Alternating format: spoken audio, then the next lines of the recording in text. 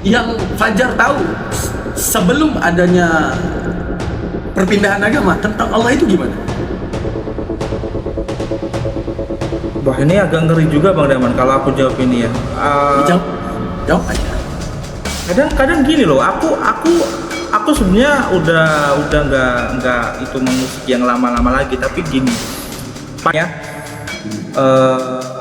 ada kami belajar tentang apa Asmaul Husna, juga ada Belajar Asmaul Husna. ya, menghafal itu juga, menghafal itu kan. Menghafal, oke, menghafal dari SD, SMP ada. Iya, tentang Al-Quran, tajwid, dan belajar Gimana kitab yang khusus bahas tajwid? Itu balai pengajian kalau tajwid. Nggak pondok, nggak mesti harus tidur di situ khusus bahas tajwid. Biasanya itu balai pengajian. Allah wujud kidam bako Nah, lil hawadisi kiyamu binafsihi wadahiyat kudrat iroda gitu.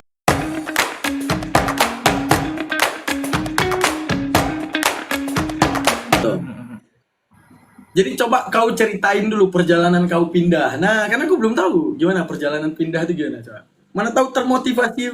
Iya, Karena ini nonton debat agama atau karena apa, Jar?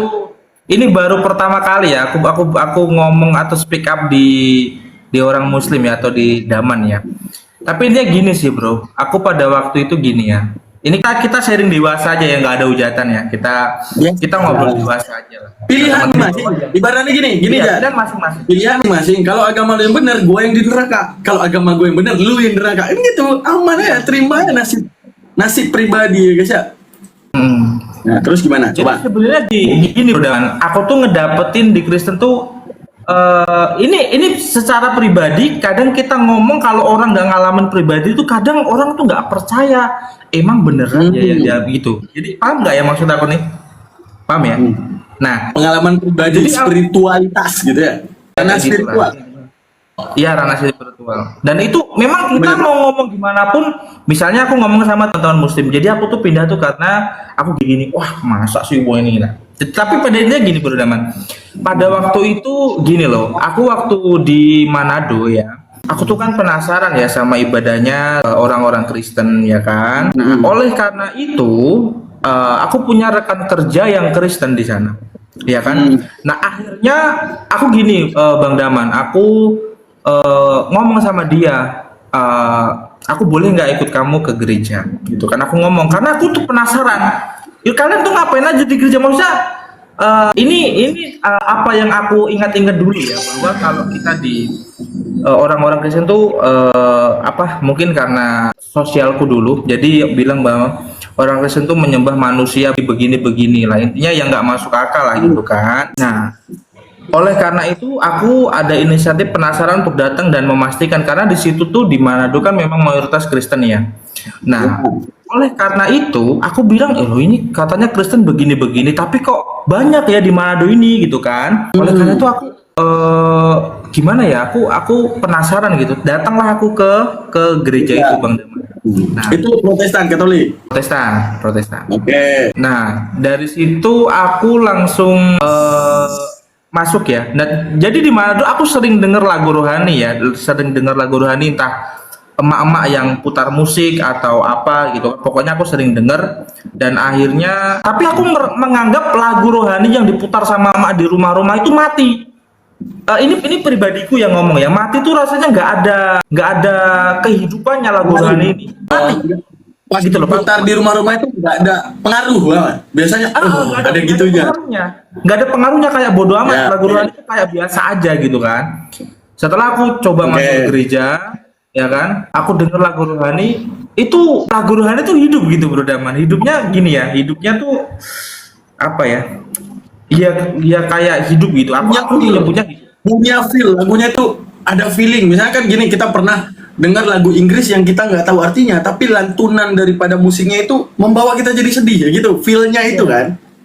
ya. Nah, benar. akhirnya dari situ Bang Daman, di situ sebenarnya orang-orang tuh nggak ada yang nangis Bang Daman di sekitarku tuh. Jadi aku nangis tuh nggak ikut-ikutan karena menghargai gitu, enggak. Jadi aku betul-betul kayak aku duduk diem, tiba terus aku kayak lagi di spiritual ya teman-teman, kalian mau percaya atau mau bilang aku ngarang ya itu hak kalian, kita kan masing-masing ya. Cuman ini kita ngobrol aja sama teman-teman. Aku di situ langsung kayak ternyuh langsung kayak mikir ini aku kayak deket banget gitu sama Sang Khalik gitu, sama Tuhan gitu kan, kok bisa deket banget gitu kan Bro Daman. Nah akhirnya di situ aku langsung itu apa namanya langsung bisa ngeluarin air mata gitu kan. Jadi aku sebutnya lagunya Hidup di situ. Nah udah dari situ aku pulang ke kos lah ya kan, pulang ke kos aku terus mikir anjir ini tadi apa yang bikin aku nangis gitu, apa yang bikin aku nyentuh hatiku gitu, maksudku apa gitu kan. Setelah itu Bang Daman aku mencari tahu di YouTube ya tentang kekristenan ini, aku cari tahu. Nah di YouTube ini aku ketemu videonya Elia Meren dengan satu siapa ya tentang Allah Tritunggal. Nah aku jujur aku dulu sebagai seorang Muslim, aku ketika denger Elia ngomong Kristen tuh punya Allah, aku tuh kaget tuh.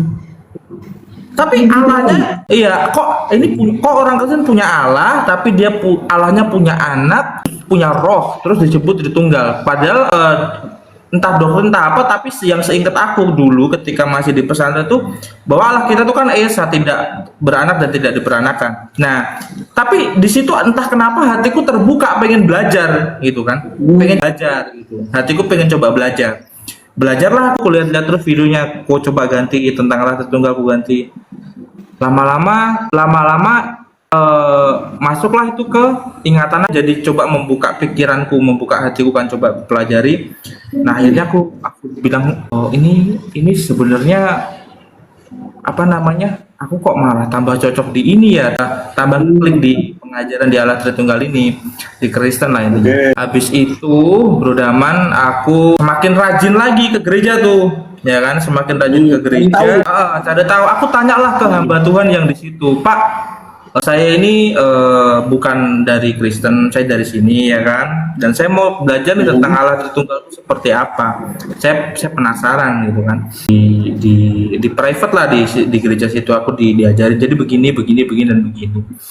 Terus aku coba bandingkan nih Bro Daman, keyakinanku yang lama, coba aku lihat gimana ya ini ya, masuk akal nggak ya, gimana ya.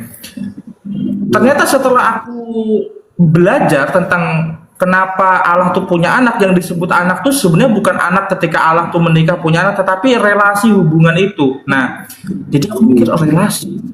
Terus kita bisa menyebut Allah itu sebagai Bapa karena kita anak Allah gitu kan. Kita menyebut dia Bapa karena kita punya hubungan gitu kan. Aku langsung, jadi aku ngerasa pribadiku kayak semakin deket aja sama Sang Khalik gitu kan. Nah, dari situ aku memutuskan rajin ke gereja. Aku belajar Tritunggal tuh dari YouTube, dari gereja juga. Nah, akhirnya 6 bulan lamanya Bang Daman, 7 bulanan lamanya aku mikir, karena di bulan Desember 2024 lalu itu ya, itu ada apa namanya baptisan selam ya, baptisan massal ya di gerejaku. Nah itu 1 tahun sekali pasti mengadakan baptisan. Nah dari situ aku langsung mikir ini kalau aku jadi orang Kristen ya kan, ini pasti aku dikucilkan keluargaku Bang Daman. Aku kehilangan teman-temanku dulu ya kan, relasiku ya kan, aku kehilangan hubungan dekat dengan keluargaku. Tapi kalau aku lihat lagi, aku kayaknya kok di Kristen ini semakin deket sama Sang Khalik, itu semakin deket, ada damai gitu kan. Terus habis itu aku malam-malam itu sebelum, jadi misalnya baptis besok ya, hari Sabtu misalnya baptis ya kan, hari Sabtu baptis, hari Jumatnya aku udah sengaja tidurku tuh aku malam-malamin, aku tidur jam 3 pagi supaya nggak jadi baptis gitu kan. Nah tapi anehnya aku kebangun gitu pagi-pagi buat daftar pembaptisan itu, buat registrasi kan. Aku daftar, aku ikut baptis, dan akhirnya dari situ aku dibaptis dan aku dapat nama itu Petrus. Makanya dari itu Bang Daman, dari apa namanya, dari gereja dapat nama Petrus, makanya sempat ku ganti namaku jadi Petrus Fajar kan, karena dapat nama baptis itu. Oh dulu Petrus Fajar Kau Jar, oh kira siapa? Nah, benar. Fajar. Nah, dari situ habis itu tapi jujur Bang Daman, aku belum berani mengungkapkan kekristenanku kepada orang tuaku, nggak berani aku. Aku belum berani mengatakan bahwa aku sudah masuk Kristen, nggak berani. Tapi pada waktu itu aku bikin story waktu aku dibaptis, aku bikin story. Nah, aku lupa privacy, aku lupa private story ke orang tuaku, ke ibuku lebih tepatnya. Aku lupa privasi dia. Nah, bukan ke dia, ke temanku yang satu desa sama aku, ya kan? Nah, dari situ Bang Daman, temanku lihat, akhirnya namanya mulut ya kan, laporanlah dia ke teman-temanku yang lain, ke guru sekolahku dulu, ke orang tuaku, ke saudara-saudaraku. Wah, lihat Pajar udah jadi orang Kristen, lihat Pajar udah jadi orang Kristen gini kan. Nah, ibuku telepon aku lah. Nah, orang Jawa kan manggil anak kan le ya, manggil anak le. Jadi le, kamu, woi tenanan wes jadi wong Kristen, kamu beneran udah jadi orang Kristen gitu kan? Aku bilang iya bu, aku udah beneran. Aku maaf kalau waktu itu nggak jujur karena aku takut gitu kan. Nah, habis itu orang tuaku ya namanya kita pindah ya Bro Daman. Orang tua mana yang nggak kecewa ya kan?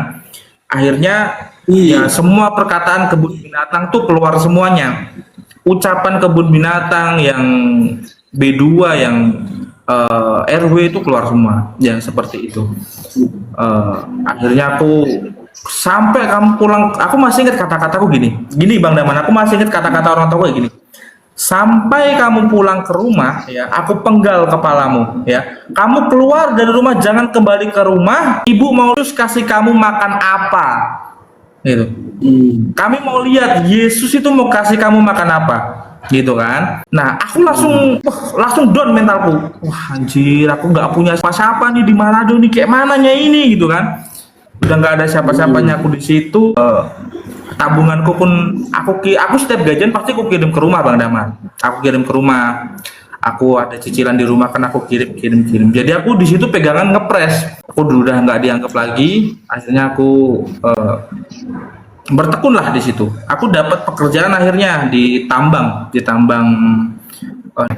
nikel. Kalau teman-teman ngikutin aku dulu, ya waktu aku naik di roomnya Edis pertama itu, waktu aku istirahat jam kerja, aku naik di roomnya Edis masih pakai seragam nikel, teman-teman, seragam di tambang nikel. Jadi videonya di TikTok masih ada kalau teman-teman mau cari ya. Waktu itu aku puji Tuhan dapat kerjaan di tambang nikel dengan gaji yang lumayan, dan aku naik kesaksian tuh Bang Daman, ya kan, naik kesaksian, aku ceritalah aku begini di tes segala macam. Dari situ aku langsung kayak videoku viral, yang nonton sekitar 460.000 gitu. Nah sampai ke teman-temanku IMIP ya, sampai ke teman-temanku di perusahaanku waktu itu. Nah kebetulan ini atasanku ini rata-rata dari teman-temannya Bang Daman, keyakinannya ya. Nah aku nggak tahu aku buat salah apa atau karena memang mereka marah atau gimana karena aku naik di roomnya Edis atau apa. Padahal aku tidak menjelekkan atau membahas keyakinanku yang lama, aku hanya karena gabut jam kerja ya. Akhirnya aku coba naik ke situ. Nah, oleh karena itu aku langsung di PHK Bang Daman. Aku di PHK dari sebelum itu Jar gini. Di Muslim berarti standar yang udah misalnya gini. Apa yang kamu ketahuikan terhadap Muslim di awal sebelum pindah? Sampai mana ranah tempuhnya, ranah belajarnya itu mana? Sampai mana ya? Aku dulu pernah ikut musabakoh tartil Quran Bang Daman. Kemana dia? Siapa yang macet teman-teman? Siapa yang macet? Aku kah? Siapa yang macet teman-teman? Crash ininya, sorry. Crash. Ini nge-lag. Sabar dulu, ini terlalu sabar dulu. Sorry, crash TikTok aku, sorry. Tiba-tiba crash, terus hilang. Nah. Oke. Enggak, penonton aku pada ngaji Bang tesnya. Nih teman-teman. Ya. Aku pengajar agama. Kalau mau dites boleh Bang Daman. Bukan soal tes itu. Soal tes ngaji, muslim awam aja banyak yang nggak bisa ngaji. Udah. Banyak yang juga Islam KTP itu ada. Bukan nggak ada. Yang penting gue Islam aja. soal gua nggak tahu itu alif bata sa jim ha ada, bukan nggak ada. Cuman ketika Fajar pindah agama, pastinya dia harus punya dulu pemahaman bahwa Islam ini sejauh apa sehingga mendapati perbandingan terhadap agama selanjutnya itu yang perlu kita tahu gitu. Nah, jadi ini guys, jangan tiap hari itu menundukkan harus debat, harus debat. Kadang juga kita harus tahu bagaimana perbandingannya gitu. Paham ya? Enggak tiap hari guys kita tuh harus wah debatin bang, debatin. Ada timingnya, oh di saat ada pengaturan waktunya, jangan nanti malah kita debatin ini. Debat ranahnya. Tapi kadang ada ranahnya kita itu berbicara secara manusiawi. Dia itu manusia, saya manusia. Kapanpun dia sakit, saya harus menjenguknya. Kapanpun dia ngajak ngopi, saya harus ikut ngopi sama dia gitu. Ada jedanya guys. Jadi ambil jedanya. Nah, jadi di awal sebelum ke Kristen, Sejauh yang aku pelajari otodidak atau ya kayak biasa muslim waktu kecil udah diajak pergi ngaji itu, ngaji sama guru gitu ya, ngaji tajwid. Nah, dimana kan kalau di Islam yang harus kita ngaji itu bahasa Arab, bahasa yang kita tidak mengerti. Sedangkan ya ini umumnya anak-anak pasti nggak ngerti itu bahasa Arab, dia baca Al-Fatihah aja dia nggak tahu itu Al-Fatihah itu apa kan gitu. Nah, terus saat berpindah, misalnya kayak kamu tadi dengerin lagu rohani, karena dia bahasa Indonesia, itu lebih bisa menyentuh. Contoh gini, lagu sedih bahasa Arab dengan lagu sedih bahasa Indonesia, kalau didengerin oleh orang Indonesia, lagu Indonesia paling sedih. Tapi kalau kita kemudian meneliti sebuah lagu, dan kita paham maknanya, ternyata sastranya lebih tinggi yang ini, mungkin kita akan sedih dengan yang ini. Sama seperti orang Arab mendengarkan lagu Arab tidak akan mengatakan lebih sedih lagu Indonesia karena mereka paham bahasa Arab kan gitu. Yang jadi masalah saat kamu sebelum menyeberang ke Kristen, sejauh apa paham terhadap paling di Islam itu gimana? Kalau jangan kaitkan sekarang mungkin udah dengar debat lintas agama, oh Tuhan di Islam begini, oh, dia jahat, dia gini, itu ketika udah masuk ya, udah masuk segala framingannya tanpa dibahas kan gitu. Sekarang sebelum kamu masuk yang kamu ya ini Bro Daman menanyakan ya, jadi saya jawab. nggak apa-apa, apapun aja. Jadi gini Bro Fajar, Muslim awam pun kalau kita tanyakin, ya yang saya tahu Tuhan ya Allah, selebihnya ya pokoknya Allah aja. Bisa jawaban kayak gitu bisa.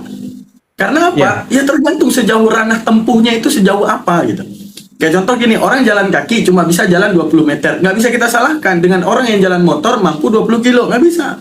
Karena sanggup segitu kan gitu. Nah, yang Fajar tahu sebelum adanya perpindahan agama tentang Allah itu gimana? Wah, ini agak ngeri juga Bang Daman kalau aku jawab ini ya. Jawab aja. Kadang gini loh, aku sebenarnya udah nggak itu mengusik yang lama-lama lagi, tapi gini. Pada intinya gini aja Bang Daman, ketika aku melakukan ibadah ya atau biasa Bang Daman atau teman-teman Muslim sebut itu sholat ya, itu ini pribadi ya, aku pribadi merasakan bahwa aku nggak dapat feel-nya atau apa namanya. Bukan soal feel, Bro Fajar. Ketika Anda menggenggam di depannya Yesus, Anda otomatis tahu siapa Yesus. Nah, ketika Anda sholat, Anda menyembah Allah, otomatis Anda paling kurang tahu siapa Allah. Makanya saya tanya, Allah yang Anda pahami dalam Islam apa? Tidak mungkin Anda melakukan sholat tanpa tahu Allah gitu. Gimana tuh? Tapi oh itu agak itu juga Bang Daman jawabannya. Aku kadang masih itu juga agak ngeri juga. Yang lain lah pertanyaannya lah. Gini, orang Muslim coba tanya ya, siapapun Muslim. Ketika dia tahu Allah dengan segala penjabaran tentang Allah, dia itu sholat benar-benar merasakan feel karena dia tahu. Paham? Dia merasakan feel karena dia tahu. Sekarang gini, kalau memang Anda tidak tahu Allah, ya wajar. Gitu, wajar nggak ada feel. Makanya saya tanya, saat Anda sholat dan dia diyakinkan, kita kan dulu teman-teman sekalian diajarin ini aku ngomong sama yang muslim dulu dari kecil, apa namanya tuh, la ilaha illallah Muhammadar Rasulullah, itu ada disyairkan oleh ibu kita, disyairkan oleh guru-guru kita untuk pengenalan wujud qidam baka mukhalafatuhu lil hawadisi Aku qiyamuhu masih ingat itu Bang Daman. Lagu itu masih ingat aku. Allah wujud kidam bakom nah tulil hawadisi kiamu binafsihi wadaniyat kudrat iroda, gitu gak sih? ilmu hayat dan semuanya. Nah masalahnya sama basor kalam qadiron muridan haliman hayan sami'an basiron mutakalimat, gitu gak sih? nah benar. Nah sekarang wujud apa, kidam apa, baka apa itu sempat tahu? Aku dulu sempet belajar, itu jujur. Cuman Salah satunya aja, salah satunya di antara 20 itu apa yang bisa Fajar bahas? wah ini Bukan ngetes, karena ibaratnya gini, kita akan mengambil jalan, oh wajar murtad atau oh nggak pantas dia murtad gitu. Jadi kalau wajar murtad, kenapa wajar murtad? Ya orang Allah aja kamu belum tahu, sehingga kamu mencari Tuhan yang membandingkan dengan Allah, akan tetapi sewajarnya kamu nggak tahu Allah siapa gitu.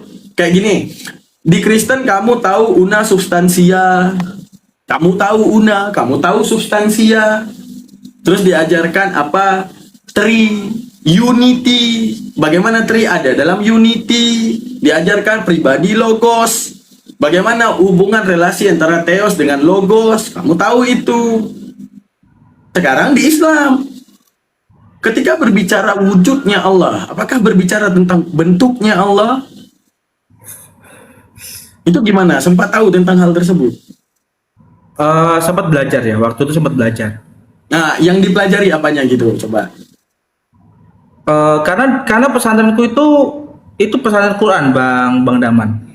Jadi gini, kegiatanku tuh pada waktu itu jam 3 itu kami udah bangun ya. Jam 3 kami udah bangun, udah tahajud, habis itu sholat subuh ya. Habis sholat subuh kami tadarus sampai pagi. Aku dulu sekolahku di Madrasah Tasanawiyah. Madrasah Sanawiyah sampai aku 3 tahun ya, 3 tahun dari SMP ke Madrasah Aliyah. Nah, 3 tahun dari situ aku dapat 3 tahun lah di pondok itu. Nah, itu setiap pagi darus ya. Terus habis itu Expertnya pesantrennya ngajarin apa? Hafalan. Ngajarin apa? eh hafalan lebih ke juz 30-nya ya, tapi kalau untuk juz yang itu enggak. Sama belajar itu juga, apa namanya? Bang Daman tahu kitab itu enggak sih yang kayak Tijan Durori, Murad Awamil? Pernah denger nggak? Yang ini Anaul Awalu Hurufut. Masalah apa itu? Aku juga lupa, tapi aku pernah belajar itu, apa namanya, kitab itulah namanya, aku masih inget, Tijan Durori, Murad Itu Awamil. bagian apa? Bagian apa dia? Misalnya bagian cara sholat, oh tentang ilmu hati, tasawuf misalnya, ataupun ilmu ketuhanan, tauhid namanya gitu. Tentang apa? Nggak mungkin udah di pesantren nggak tahu ekspertitis pembelajaran. Kayak contoh ini, saya nih orang awam masuk pesantren. 1 hari saya nggak tahu kitab apa itu. 2 hari, 3 hari, 4 hari saya tahu. Oh ini bagian klasifikasi tata cara sholat dinamakan dengan oh ini fikih. Oh hari ini kita belajar akidah. Oh tentang apa? Tentang ketuhanan. Oh ini tentang tasawuf. Oh ilmu hati. Oh ini tarikh tentang perjalanan para rasul itu. Nah kalau di Islam saat Anda di pesantren itu kitab-kitab yang disebutkan tadi expertnya itu lagi bahas apa gitu.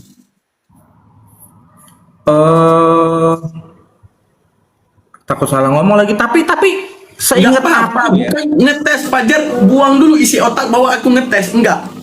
Aku Seingat terima aku apapun itu. seingat aku kitab Tijan Durori pada waktu itu tentang apa ya, tentang kalamullah atau kitab nggak ada materi di Islam membahas kalamullah, tapi di dalam tauhid adanya materi kalamullah gitu.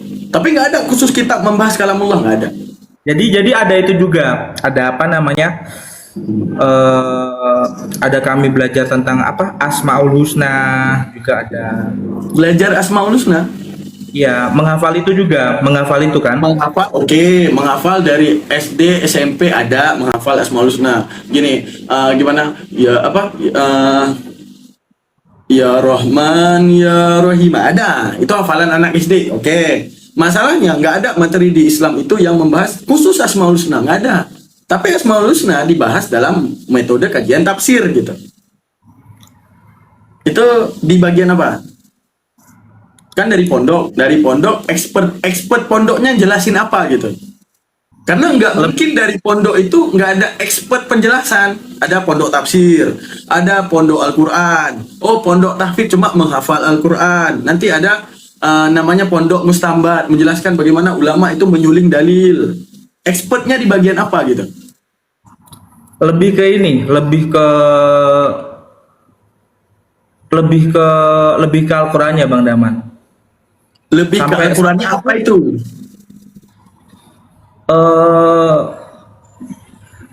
Pokoknya tentang Al-Quran, dan aku juga pernah ikut itu loh, lomba itu musabaqah. Makanya tentang Al-Quran ada tafsirannya, ada gramatikalnya. Pondok aku mengajarkan gramatikal dan tafsiran. Dan gitu. Belajar tajwid juga.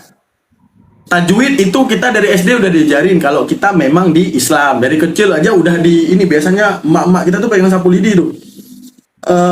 Ba panjang. Ba nangis karena apa, nggak bisa baca gitu. Itu udah dari awal. Tajwid di pondok itu bukan apa ya, bagian kecil dari pondok. Misalnya gini, ada satu pondok masalah tahfidz misalnya. Tajwid itu cuma kurikulum, bukan expert dari pondok. Nah, itu masuk ke kurikulum. Nah, expertnya pondok itu yang kamu dulu di situ, expertnya apa gitu. Iya, itu yang ku bilang tadi.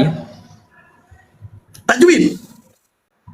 Iya, tentang Al-Quran, tajwid, dan belajar kitab Gimana yang pondok khusus kusebutkan. bahas tajwid? Itu balai pengajian kalau tajwid.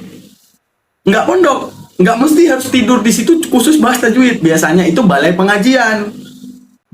Tapi kalau pondok, expertnya lebih dari itu. Makanya saya tanya, expertnya apa? Kalau seandainya tajwid, balai pengajian, bukan pondok. Gini Bang Daman, aku kadang karena udah agak-agak lupa ya, jadi aku kadang juga takut salah bicara. Nggak Jadi apa, ngomong aja. gini deh, pada intinya gini, kita kan tadi ngobrol santai ya. Jadi gini teman-teman, kalau teman-teman masih kurang ragu ya, atau mau dites juga, bahkan atau Enggak disuruh tes. mentartilkan atau suruh mentilawahkan Al-Quran, aku masih bisa sampai sekarang. Nah, Enggak. tetapi Gini aja. aku orangnya tuh bukan untuk mengingat, kenapa ini? Bukan untuk apa? Bukan untuk mengingat-ingat yang lama. Karena Tuhan Yesus sudah bilang gini, hidup yang lama kubur dalam-dalam, dan sekarang hidup yang baru kita hidupi, gitu kan. Jadi seperti kan tadi, karena Bro Daman tadi tanya kenapa awal mulanya, ya kan? Ya saya jawab gitu. Tetapi kalau Bro Daman tadi mengatakan saya dulu seorang santri, ya betul. Bahkan saya juga ikut. Kalau Bro Daman tahu ya, di Nahdlatul Ulama tuh ada pencak silat Nahdlatul Ulama Pagar Nusa. Saya ikut di situ. Bahas ke Pancasila. Gini, kayak contoh gini, Fajar Enggak, pernah punya maksudnya- mantan nggak? Pernah ya, Maksudnya di mantan situ pacar ya. Bang Daman. Seperti itu. Nah, jadi maksud aku begini, maksud aku hanya menyampaikan apa yang aku masih ingat. Nah, tapi kalau Bang Daman memaksakan apa yang sudah tidak aku ingat lagi dan aku salah bicara, nah ini kan ruang publik, ya kan? Nah, aku harus menyampaikan apa yang masih aku ingat. Kalau nggak ingat terus Bang Daman paksakan aku ingat, ya aku nggak bisa. Gini, dong. Fajar dibedain kayak contoh, Fajar punya mantan pacar. Tingkat rumah mantan pacar pasti ingat. Tingkat nama mantan pacar pasti ingat. Tapi kalau saya tanya, apa makanan favoritnya? Belum tentu ingat, wajar. Sekarang kalau kita berbicara pondok, nggak ada orang yang nggak tahu pondoknya itu bahas apa. Nggak ada. Kalau saya tanya mungkin masih ingat nggak di pondok itu di bagian tasawuf menjelaskan ilmu apa syifaul qulub. Oke, nggak ingat ya nggak apa-apa kalau itu. Udah, tapi kalau ekspor pondok bahas apa nggak ingat, sama kayak kita nggak ingat nama mantan kita. Nggak mungkin kita nggak ingat nama mantan kita gitu. Karena udah dijalanin. Oke, kita nggak boleh mengulik yang lama. Ya bentar-bentar, Allah apa ini keluar ininya? Nah keluar itu yang sorry puzzle. Nah kalau berbicara mantan pun yang kayak tadi itu bicara mantan, oh mantannya itu dia sering suka warna apa? Mungkin lupa. Kapan kalian anniversary? Mungkin lupa. Tapi tingkat nama, rumahnya di mana, bapaknya pernah berbicara bapaknya pernah ngomong ataupun tidak ingat pasti. Makanya salah expertnya apa gitu. Ya itulah apa namanya, Bro Daman. Tadi yang seperti yang aku bilang ya bahwa gini, aku gantian ngomong kita ya. Gini teman-teman semuanya. Jadi Tuhan sudah berkata bahwa hidup yang lama kita kubur dalam-dalam, hidup yang baru kita hidupi. Nah, sama seperti waktu kemarin aku ketemu dengan Bang Pen di Aceh ya. Jadi beliau pun sudah melupakan yang dulu-dulunya, dan aku pun juga mengambil langkah demikian. Tetapi kadang kalau sekarang pun umumnya itu ya Bang Daman ya, umumnya sekarang dari teman-teman Muslim kan paling nggak minimal kan harus masih bisa membaca huruf Arab gitulah ya. Saya sebutnya huruf Arab. Nah itu sekarang saya masih bisa mentartilkannya, saya masih bisa. Ya, tapi kalau untuk dites yang terlalu mendalam gitu dan sesuai dengan apa yang sudah dikatakan Yesus ya bahwa hidup yang lama kita kubur, nah itu nggak bisa saya paksakan saya harus menjawab karena ini ruang publik dan kita nggak bisa asal bicara gitu. Jadi apa yang aku ingat itu yang aku berani utarakan. Nah kalau aku sudah tidak ingat atau sudah melupakan itu, nah itu saya rasa saya pribadi saya skip gitu ya Bang Daman. Jadi kayak gitu. Jadi saya sebenarnya suka sama Bang Daman gini ya, karena kita enjoy aja lah, kita santai lah. Namanya juga undang-undang juga sudah mengatur bahwa setiap warga negara berhak memilih keyakinannya masing-masing, gitu kan? Nah jadi Bang Daman tadi kebetulan cuma tanya ya teman-teman, jadi jangan marah ya. Tadi dia cuma tanya tentang gimana awal mulanya ya. Saya jawab, saya datang ke gereja begini-begini dan begini-begini seperti ini. Tapi puji Tuhan Bang Daman Almantiki ya apa namanya tadi siang ya teman-teman ada kabar baik bahwa orang tua saya yang dulu mencaci maki saya ya karena saya menerima Yesus, tadi siang ya sudah dibaptis seperti itu ya. Jadi cuma orang tua perempuan yang bapak belum ya. Jadi teman-teman doakan karena Rasul Paulus mengatakan bahwa dalam Kisah Para Rasul ayat 6 pasal 16 ayat 31 Rasul Paulus berkata, percayalah kepada Tuhan Yesus maka engkau akan selamat, engkau dan seisi rumahmu. Dan saya, ibu saya, adik saya sudah selamat, tinggal bapak saya aja.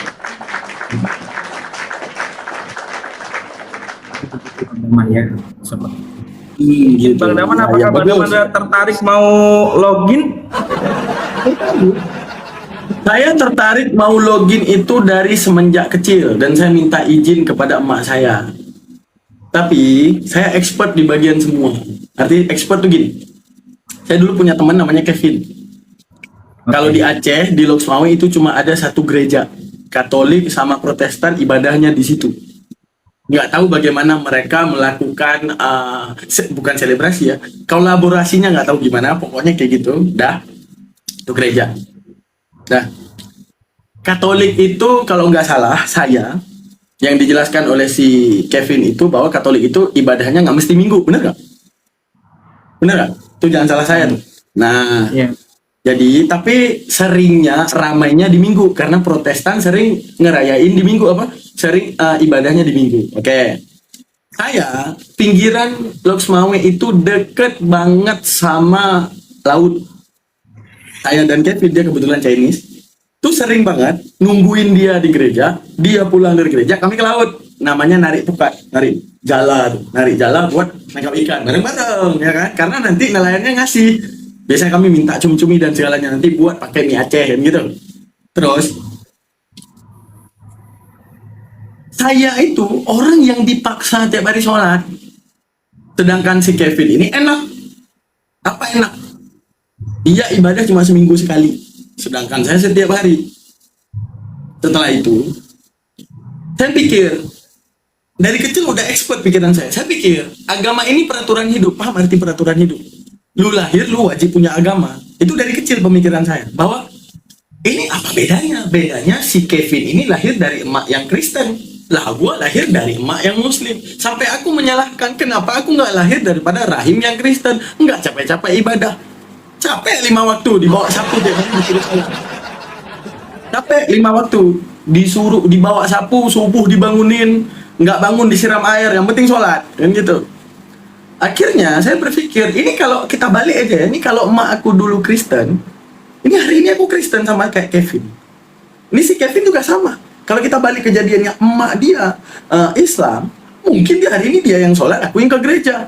Saya pikir, kalau seandainya agama itu cuma peraturan hidup, kenapa saya nggak pindah peraturan? Nyari peraturan yang lebih enak. Saya pikirin, oh mending saya cari peraturan yang lebih enak. Saya bilang ke emak saya. Nah, si Kevin, emak saya kenal Kevin, karena emak saya dulu jualannya kelontong, toko kelontong ya, toko kelontong. Itu sering ngambil ke bapaknya si Kevin. Ngambil ini alatnya bapaknya Skippy. Terus ngomong, mak enak kali orang nih, ibadahnya minggu doang, aku 5 waktu dipaksa habis-habisan. Sekarang gini, aku tanya ke mak, sekarang gini, kenapa kita nggak boleh pindah peraturan, mak? Aku kira pemilihan agama itu sama seperti klub bola, Bang Fajar. Arti klub bola ya, kalau kamu Barca ya Barca, kalau kamu Madrid ya Madrid. Oh kalau kamu Juventus beda liga, itu doang.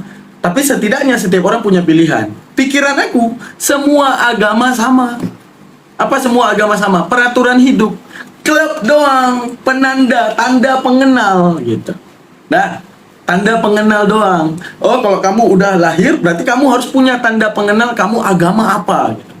Aku bilang, mak aku mau pindah tanda pengenal ibaratnya. Kayak mau ngomong, mak aku pindah Kristen aja ya. Aku bilang, mak kenapa kita nggak boleh Kristen? Aku pengen ibadah kayak dia cuma 1 minggu sekali. Nggak mau ke ibadah cari 5 waktu. Karena emak aku nggak bisa jelasin ke aku, emak aku bilang, kamu pelajari dulu Islam. Kalau ada yang salah di Islam, silahkan berpindah. Akhirnya, aku ke pondok. Memang kata emak aku, kamu di pondok itu 4 tahun. 4 tahun saja. Kalau seandainya setelah 4 tahun kamu temuin Islam salah, keluar dari Islam, nggak apa-apa. Emak aku nggak ngelarang. Mungkin pola kritis ini yang diwarisi oleh emak aku, karena emak aku tuh kritis dalam berpikir. Dah, oke. Setelah aku pelajari Islamnya, dan aku temuin alasan kenapa aku nggak boleh meninggalkan Islam. Salah satunya ya, yang seperti pernyataan Bang Fajar. Masalah tadi mendengar hati jadi adem. Aku ya, ini ku jujur nih kepada kalian semua. Lagu yang paling sering ku dengar, lagu Hindu. Om Gangat Me Namo Namaha Onena Shivano Namo Namaha. Nyentuh. Itu nyentuh. Belum lagi mantra namu yang dibaca Buddha. Oh, itu enak. Menyentuh. Namu. Aku lihat di Islam, apa alasan menyentuh? Sedangkan aku sama. Salawat ngantuk-ngantuk. Ya, bisa ya Rabbi bil Musa itu ngaji ngantuk-ngantuk. Kenapa nggak memberi pengaruh? Aku lihat Islam ngejawab ini nggak. Kalau nggak ngejawab, udahlah gue pindah kepada yang gue mau. Kalaupun aku harus berpindah ya, aku bilang ya, aku nggak Kristen, ke Hindu. Kenapa aku ke Hindu? Lagunya nyentuh banget. Apalagi misalnya sedang menceritakan semangat, lagu Shiva diputarkan. Kalau lagi menceritakan kesedihan, diputar lagu Ganesha, Gayatri Ganesha namanya. Nyentuh. Karena yang tadi itu, intonasi, bagaimana lagunya dikompos, Sehingga membawa pengaruh terhadap betanya pikiran. Jadi pikiran itu ada alfa, ada beta, ada theta.